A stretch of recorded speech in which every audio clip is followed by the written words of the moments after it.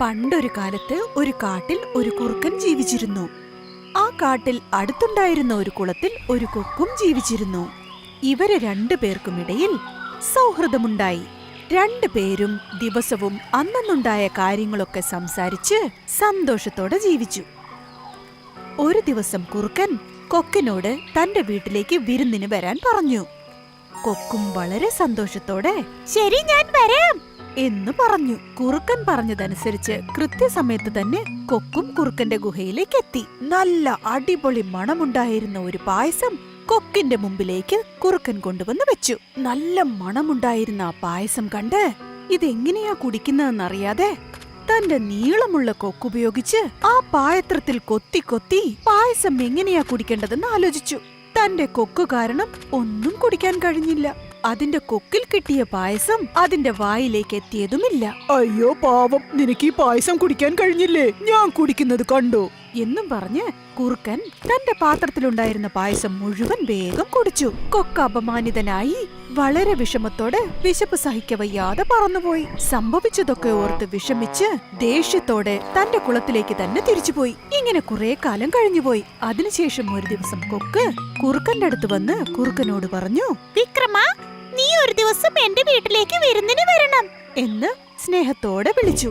കുറുക്കനും വളരെ സന്തോഷത്തോടെ കൊക്കിന്റെ വീട്ടിലേക്ക് വിരുന്നുണ്ണാൻ പോയി.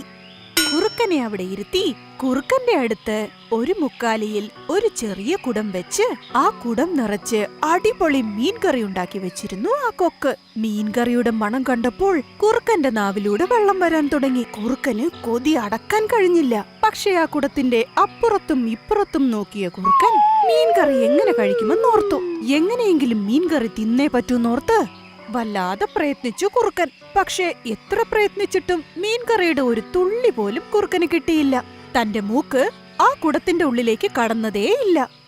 എന്റെ പ്രിയ മിത്രമേ, നിനക്ക് ഈ മീൻകറി കഴിക്കാൻ സാധിക്കുന്നില്ലേ? ദേ കണ്ടോ, ഞാൻ എങ്ങനെയാ കഴിക്കുന്നേന്ന് കാണാം എന്നും പറഞ്ഞ് കുടത്തിലുണ്ടായിരുന്ന രുചിയേറിയ മീൻകറി മുഴുവനും ആസ്വദിച്ചു കഴിച്ചു. ഞൊടിയിടയിൽ മുഴുവനും തീർത്തു. അപ്പോ വളരെ ദേഷ്യത്തോടെ കുറുക്കൻ പറഞ്ഞു, മിത്രമേ, ഇത് ചതിയാണ്. ഞാൻ വല്ലാതെ വിശപ്പോടെയാണ് ഇങ്ങോട്ട് വന്നത്. എന്റെ മുൻപിൽ ഇത്രയും ചെറിയൊരു കുടം വെച്ചാൽ എനിക്കെങ്ങനെയാണ് കഴിക്കാൻ സാധിക്കുക?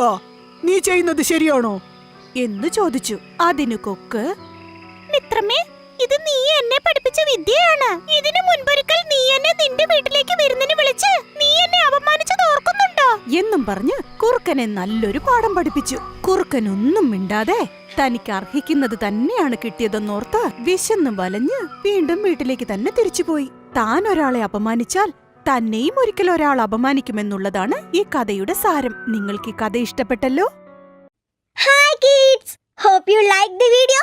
Subscribe for more videos. Visit us in Facebook and Twitter. Thank you. Bye bye.